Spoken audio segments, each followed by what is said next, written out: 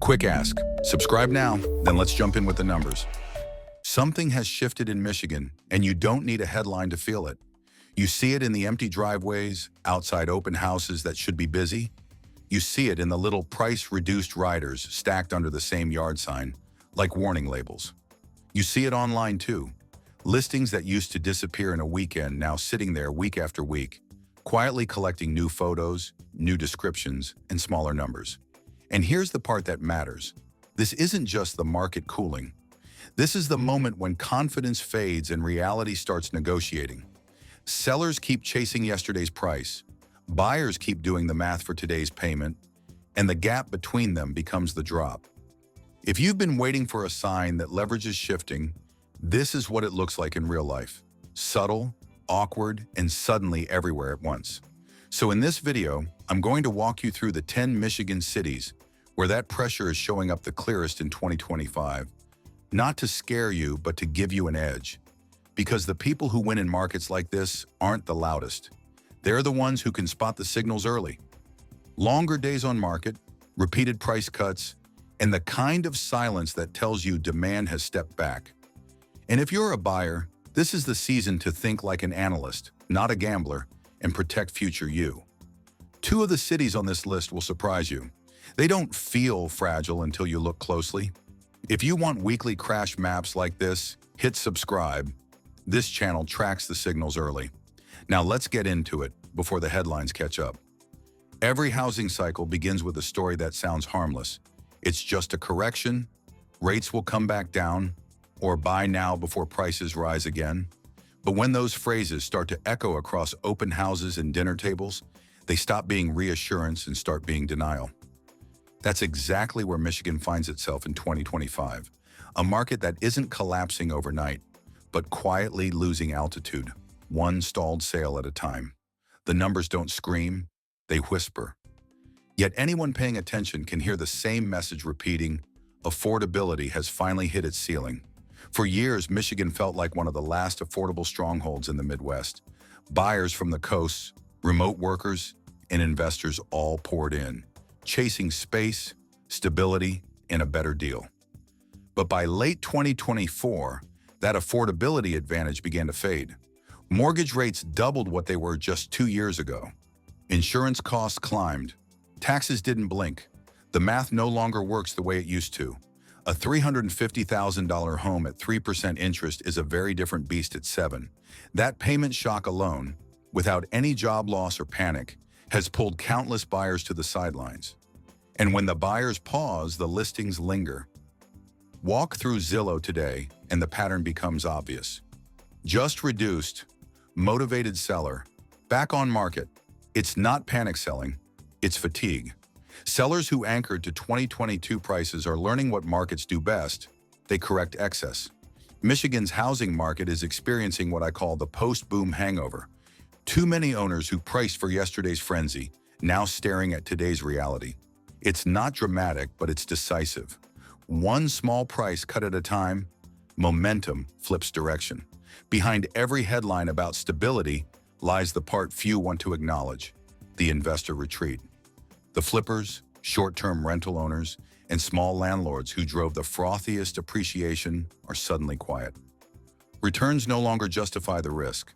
Cash buyers are cautious, lenders are stricter, and the inventory that used to vanish in bidding wars now stacks up in search results. In cities like Grand Rapids or Traverse City, where investor money once propped up prices, that pullback alone reshapes the balance of power. So how do you actually read these shifts before they become headlines? There are 4 simple signals: objective, visible, and impossible to fake. The first is price cut stacking. One isolated cut means little. A wave of them tells you sellers are chasing falling demand. The second is days on market stretching, a sign that listings are outpacing qualified buyers. The third is inventory rising, especially year over year, which means more choice and less urgency. And the fourth is concessions increasing. Closing cost help, rate buy downs, free appliances, all quiet confessions that sellers have lost leverage. Subscribe if you want this exact checklist applied to other states every week. These are not doom signals. They're timing tools. They separate those who move strategically from those who get swept up in narratives. The people who survive downturns don't predict the bottom. They recognize when enthusiasm turns into hesitation. Michigan's 2025 market isn't a disaster. It's a classroom. It's where emotion meets arithmetic. The sellers, still clinging to record highs, are learning the hard way that the market doesn't negotiate with hope, and buyers are learning that waiting, for once, might actually pay off. But here's the nuance most overlook. This isn't statewide doom. It's patchy, uneven, and hyper-local. Some neighborhoods are still holding strong. Tight supply, steady demand, no panic. Others, often the ones that rose the fastest, are now the ones deflating first. Think of it less like a crash and more like frost spreading through the garden, uneven, creeping, and quiet until it's suddenly visible everywhere. That's why this list matters. It's not about fear, it's about precision. Because if you know where the cracks are forming, you also know where the opportunities will appear next. 620 words. Before we start naming cities, I want you to understand how this list is built, because random rankings create noise, not clarity. Michigan isn't one market. It's a collection of very different micro-markets reacting to the same pressure in very different ways. When you look at it through zones, patterns jump out that most people miss until it's too late. First, there's the Metro Detroit orbit. These are commuter-heavy cities and suburbs where prices surged on the promise of stability and access. When payments rose, that promise got stress-tested. Demand didn't vanish overnight, but hesitation crept in, and hesitation is deadly for inflated pricing. This zone is where seller psychology breaks before headlines do. Then you have West Michigan and the Lakeshore markets. These places rode lifestyle demand, second home buyers, and short-term rental optimism. But markets built on discretionary buying are fragile. When rates rise and travel budgets tighten, demand pulls back quietly. Homes don't collapse all at once here. They stall, then bleed value slowly through cuts and concessions. Next are college towns and medical hubs. These areas feel safe, almost insulated, because they have built-in demand. But even safe markets have ceilings. When prices disconnect from local wages, listings stop moving. These zones don't crash loudly, they whisper. And that whisper is usually longer days on market and a growing pile of listings nobody rushes to tour. Finally, there are smaller industrial and legacy towns. These markets are the most sensitive to job confidence and liquidity. When buyers hesitate here, there's no backup demand waiting. Price discovery happens faster, and mistakes get punished harder. That's why this countdown matters. We're going from number 10 to number 1, not based on drama, but on how many collapse signals are stacking at the same time. For each city, I'll show you 3 things. What you'd notice if you were actively looking, why the pressure is forming beneath the surface, and what to watch next to confirm whether weakness deepens or stabilizes. Some cities only show 1 warning sign, others show 2. But the final 3 on this list show all of them at once. Price cuts stacking, days on market stretching, and inventory quietly rising. That combination is where leverage truly flips. Quick one. Subscribe now, because the top 3 get ugly fast. One of the biggest mistakes buyers make is treating markets as emotional stories instead of systems. This countdown is designed to retrain your eye, so you start recognizing patterns instead of chasing headlines. And yes, number 3 is the surprise. Not because it's small or obscure, but because it's a place most people still believe is immune. By the time we reach number 1, the logic will feel unavoidable, and that's exactly the point. And if you're watching this as a buyer, this structure is your advantage. It slows you down, sharpens your judgment, and replaces urgency with intention. Markets don't reward speed anymore. They reward understanding. As we move through this list, notice how often the same signals repeat. That repetition isn't coincidence. It's the market teaching you how to see clearly before the crowd does again. We're starting this list where the cracks are still small enough to ignore if you want to, but clear enough to matter if you're paying attention. These are not panic markets. These are hesitation markets. And hesitation is always the first step before prices actually move. At number 10 is Lansing. On paper, Lansing still looks steady. Government jobs, universities, healthcare. Nothing flashy, nothing collapsing. But when you look closer, the tone has shifted. Scroll through listings and you'll notice homes lingering just a little longer than they used to. Not months, not disasters, just long enough for sellers to start adjusting expectations. The cracks here aren't dramatic, they're psychological. Sellers price based on what they heard last year. Buyers calculate based on today's payments. The result is quiet friction. Days on market creep up first in certain neighborhoods, especially where prices stretch beyond what local incomes comfortably support. The buyer takeaway in Lansing is simple. Don't rush. When time becomes your ally, leverage is already forming, even if the headlines haven't caught on yet. Number 9 is Flint, and this one requires a different kind of discipline. Flint is often framed as cheap, and that label alone pulls in buyers looking for bargains. But affordability without liquidity is a trap. In Flint, the issue isn't that homes are suddenly expensive. It's that the buyer pool is thin. When demand is shallow, even small shifts matter. Listings that once found a buyer quickly now sit, not because they're overpriced by coastal standards, but because fewer people are willing or able to move. Sellers respond with cuts, sometimes multiple ones, and still wait. The signal here isn't collapse, it's fragility. Buyers need to watch transaction volume more than list prices. When sales slow in a market like this, prices don't slide gently, they gap down. Avoid regret by focusing on exit potential, not just entry price. At number 8 is Muskegon, where optimism used to do a lot of heavy lifting. Lakeshore markets thrive on lifestyle narratives, summer views, weekend escapes, short-term rental dreams. But discretionary demand is the first thing to pull back when financial pressure rises. In Muskegon, you can feel that pullback. Listings that once leaned on emotion now lean on incentives. You'll see price reductions paired with friendly language, then concessions, then silence. Seasonal sensitivity shows up clearly here. Homes listed with peak expectations now face off-season reality. This doesn't mean Muskegon is doomed. It means timing matters more than ever. Buyers should watch how listings behave after initial cuts. If homes still sit, weakness isn't temporary, it's structural. If you're getting value from this breakdown, subscribe. Number 1 is the one people underestimate. Number 7 is Kalamazoo, and this is where the list starts to get uncomfortable for people who believe strong anchors equal immunity. Kalamazoo has them: education, healthcare, research, steady employment. But even strong anchors can't carry prices that run too far ahead of local wages. What you'll notice first here isn't panic selling, but accumulation. Listings quietly stack up. Homes don't disappear after the first weekend anymore. Sellers test the market, then test it again, and then adjust. This is the danger zone for buyers who assume stability means safety. The risk isn't a crash, it's overpaying at the wrong moment. The confirmation signal to watch is inventory relative to demand. When more options sit available and urgency evaporates, price discovery has already started.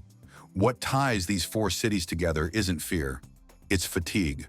Sellers are tired of waiting, buyers are tired of stretching, and markets built on that tension don't explode. They deflate, slowly, unevenly, and often invisibly to anyone not watching closely. That's why this part of the list matters. These are the places where regret is still optional. You can choose patience, you can choose discipline, or you can chase the echo of a market that already moved on. As we move up the list, the signals stop whispering and start overlapping. For now, sit with this idea. Early cracks are gifts. They give you time to think, time to negotiate, and time to step into the market as a decision maker instead of a participant. And if you're learning to see these patterns now, you're already ahead of most people who won't notice until prices force the lesson on them. This is the part of the list where hesitation turns into habit, where the cracks we talked about earlier stop being isolated and start repeating often enough that you can't explain them away anymore. These are the pressure zones, markets where sellers are still emotionally anchored to 2021, but buyers have fully stepped into 2025. And when those two mindsets collide, momentum doesn't just slow, it bends. At number 6 is Saginaw, and this is a market that reacts faster than most because it doesn't have much margin for error. Demand here has always been thinner, which means confidence matters more. When buyers pause, there isn't a second wave waiting behind them. What you'd notice first is how quickly listings go stale. Homes that should move based on price alone start sitting. Then the cuts appear. Not strategic trims, but reactive ones. Sellers lower prices, wait, lower again, and still don't get traction. The emotional shift here is subtle but telling. Sellers start sounding tired instead of hopeful. Buyers start negotiating instead of browsing. The warning label for Saginaw is straightforward. Stabilization doesn't happen until days on market compress and price cuts stop stacking. Until then, this market remains extremely sensitive to even small shocks. Number 5 is Grand Rapids, and this one challenges people because it's a genuinely strong city. Jobs, culture, growth, demand, it's all there. But strength doesn't cancel math. Over the last few years, prices in certain pockets ran far ahead of local earning power. The result is what I call unbuyable zones. Not because homes are undesirable, but because the monthly payment simply doesn't match the buyer pool anymore.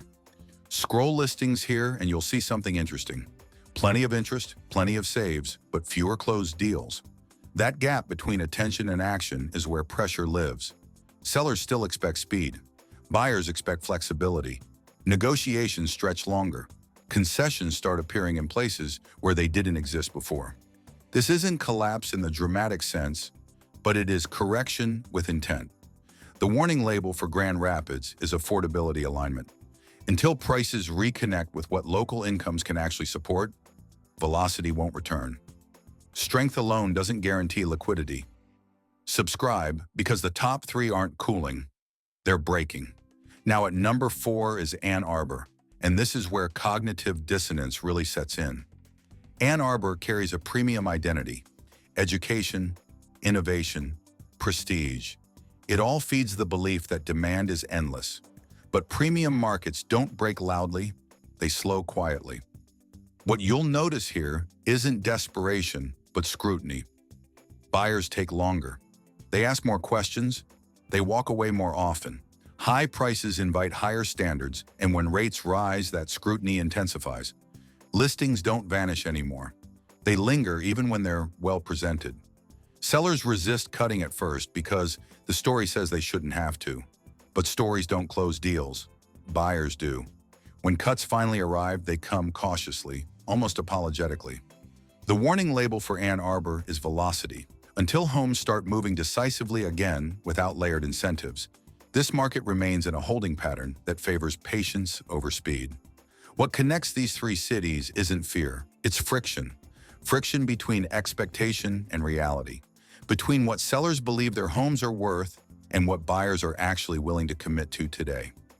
That friction is exhausting, and markets don't function well when both sides are tired. Buyers step back, sellers dig in.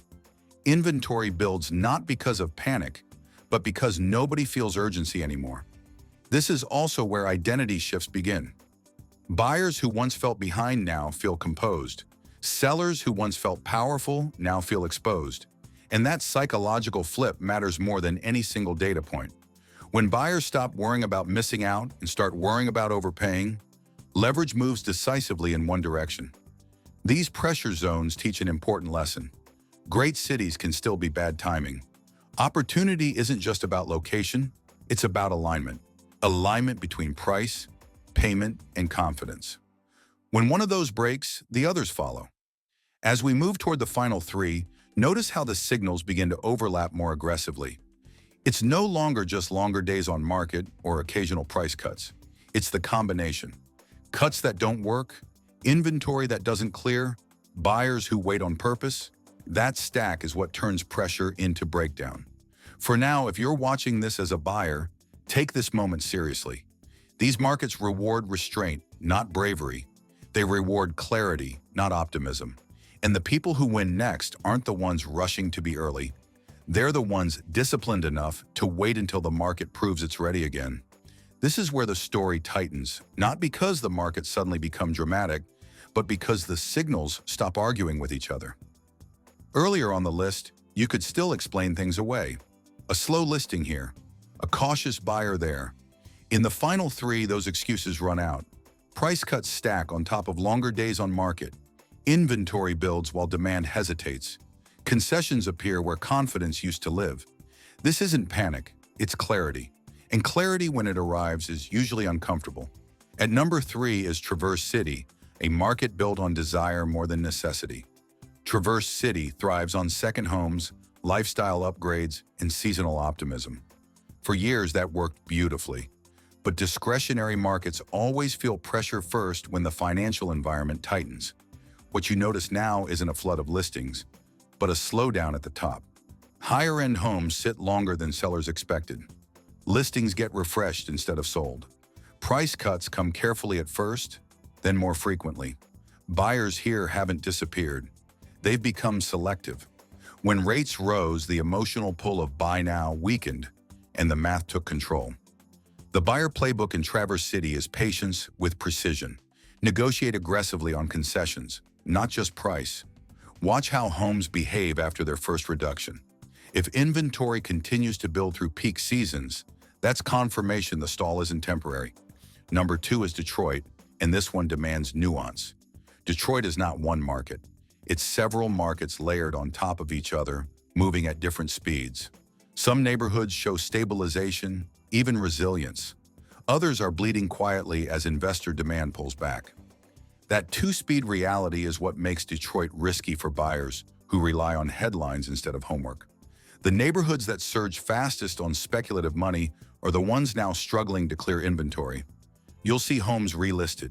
You'll see sellers testing prices, then chasing comps downward. Meanwhile, buyers negotiate harder, knowing there's more supply behind the scenes. The danger here isn't buying in Detroit, it's buying the wrong pocket at the wrong moment. The buyer playbook is surgical. Demand, transparency. Compare active listings to recent closings, not asking prices.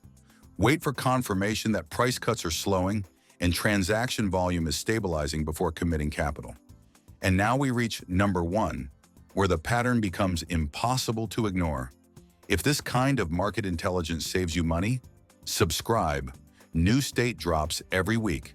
Sterling Heights and the broader Metro Detroit suburb cluster sit at the intersection of every pressure we've discussed. These areas thrived on a simple promise: space, safety, predictability. For a while, that promise justified rising prices. But in 2025, the math fails.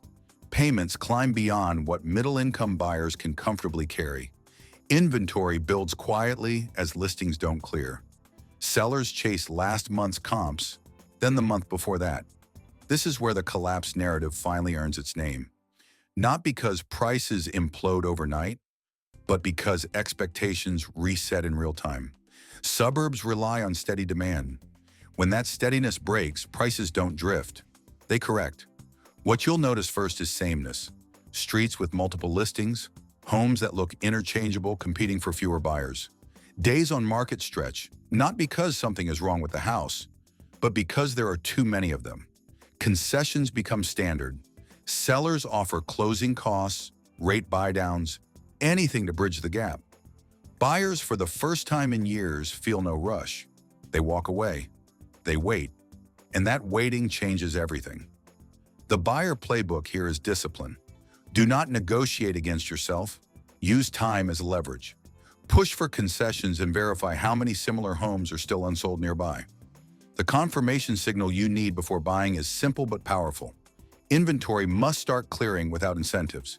Until then, patience isn't passive. It's strategic. What ties these final 3 markets together is not weakness alone, but alignment. Cuts, days on market, inventory, and concessions all point in the same direction at once. That alignment is rare, and when it appears, it rewrites the balance of power. Buyers stop fearing they'll miss out. Sellers stop assuming demand will save them.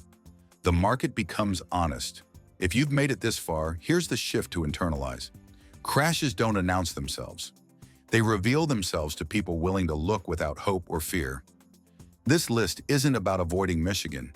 It's about understanding timing, understanding that markets move in phases, and that the most dangerous phase is the one where yesterday's confidence hasn't yet surrendered to today's reality. The people who regret buying later are rarely the ones who waited too long. They're the ones who bought too soon, trusting stories instead of signals. If you can separate identity from urgency, if you can see leverage as something earned through restraint, not speed, you don't just survive cycles like this. You use them. And that's the real takeaway here. These markets aren't collapsing to punish buyers. They're correcting to reset expectations. The question isn't whether prices will fall everywhere or how far. The question is whether you'll recognize confirmation when it arrives or mistake hope for clarity. Because by the time certainty feels comfortable again, the advantage will already belong to someone else. When you step back from individual cities and look at Michigan as a whole, a clear pattern emerges, and it's calmer than panic but firmer than optimism. Overpricing didn't break the market by itself. Payment shock finished the job. Homes were listed as if money were still cheap, while buyers were budgeting as if money were expensive, because it is. That gap is where everything else begins to unravel. Across all 10 cities, inventory didn't explode overnight. It crept. One extra listing on a street, then two, then three. At first, nobody noticed. Sellers told themselves it was seasonal. Buyers told themselves they'd wait a week. But markets don't need dramatic moves to change direction. They only need enough hesitation to slow velocity, and that's exactly what happened here. Price cuts followed the same quiet rhythm. Not one massive drop, but a series of smaller reductions that slowly normalize the idea that prices are negotiable again. Once cuts become common, leverage shifts psychologically before it shifts statistically. Buyers stop asking, "What if I miss out?" and start asking, "What if this gets cheaper?" That question alone rewires behavior. Days on market tell the same story. In healthy markets, homes disappear quickly, even if prices wobble. In these Michigan cities, listings started lingering. When time stretches, urgency dies. And when urgency dies, sellers compete instead of buyers. That's not collapse yet, but it's the runway toward it. What matters most is that this isn't a cliff, it's a slow bleed. And slow bleeds are dangerous because they feel manageable until they've already done damage. People wait for a crash that never comes, while value leaks away quietly through concessions, credits, and price trims. The good news is that once you understand this pattern, you can spot it anywhere. Here's the checklist to carry with you. First, track days on market over time, not just list price. Rising DOM means weakening demand. Second, watch how often listings cut prices and whether those cuts actually lead to sales. Third, look for concessions becoming normal instead of exceptional. Fourth, compare rent to mortgage payments. When renting is far cheaper, buyers gain patience. And finally, pay attention to new build competition. When builders offer incentives, resale sellers lose leverage fast. This checklist doesn't make you fearful. It makes you fluent. You stop reacting to headlines and start reading signals. You stop asking strangers what they think will happen and start verifying what is happening. Subscribe if you want this checklist applied to your city next. If there's one mindset shift to take from this list, it's this. Markets don't reward hope anymore. They reward awareness. And the moment you learn to see patterns instead of promises, you stop feeling late, rushed, or behind. You start feeling prepared. And in a market like Michigan's in 2025, that preparation is the real advantage. That's how you turn uncertainty into confidence. Not by predicting bottoms, but by recognizing when momentum has shifted. When you can name the signals without emotion, you don't just avoid regret. You gain control, patience, and the ability to choose timing instead of chasing it. When markets shift, the biggest mistake is pretending everyone should play the same move. Michigan in 2025 rewards strategy, not bravado, and your approach depends entirely on who you are. If you're a first-time buyer, your power is patience. This is not the season to chase listings or rush inspections. Let sellers come to you. Ask for concessions before you ask for price. Watch for confirmation signals. Homes sitting longer, cuts that don't trigger offers, incentives becoming standard. When those stack, urgency belongs to the seller, not you. Avoid the trap of thinking you're late. In this market, waiting isn't passive, it's protective. If you're a move-up buyer, risk management matters more than dreams. The cleanest strategy right now is sell first, then buy with clarity. Buying before selling ties your future to to two markets moving in opposite directions. Use contingencies as leverage, not as apologies. Time your sale conservatively and your purchase aggressively. The goal isn't perfection, it's control. When you remove pressure, negotiation becomes calm instead of emotional. For investors, 2025 is about realism. Vacancy risk matters more than appreciation stories. Run rent math honestly, not optimistically. If the mortgage doesn't clear with margin, walk away. Liquidity is your lifeline, so ask yourself how easily you could exit if conditions worsen. Short-term rentals demand extra caution. Discretionary travel pulls back fast when budgets tighten. The smartest investors right now aren't scaling. They're preserving optionality. Think of this year as a reset, not a retreat. The market is offering information instead of guarantees, and that favors people willing to listen. Every negotiation you slow down, every deal you walk away from, strengthens your position for the one that finally fits. Confidence now comes from selectivity, not speed. When others feel frozen, you gain flexibility. When others cling to narratives, you rely on numbers. That contrast is where advantage lives, quietly, patiently, waiting for disciplined buyers to notice. It rewards those who prepare early, think clearly, and refuse to confuse activity with progress when conditions finally shift. No matter which bucket you fall into, the common thread is restraint. This market doesn't reward speed. It rewards people who can say no without panic and yes without pressure. That's the identity shift worth making, from hopeful participant to deliberate decision maker. And this isn't the end of the conversation. Next, we'll break down Michigan lake towns versus Michigan suburbs, and then dive into specific Detroit pockets buyers should avoid in 2025.